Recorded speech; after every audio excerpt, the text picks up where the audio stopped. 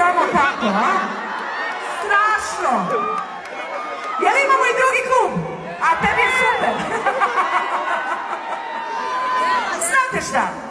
Ja svoje fanove poštujem, što oni meni daju, to je za mene zakon. A naravno, vi iz suparničkog tabora, da mi date drugu zastavu, važi? Podhitno, podhitno. Tako je.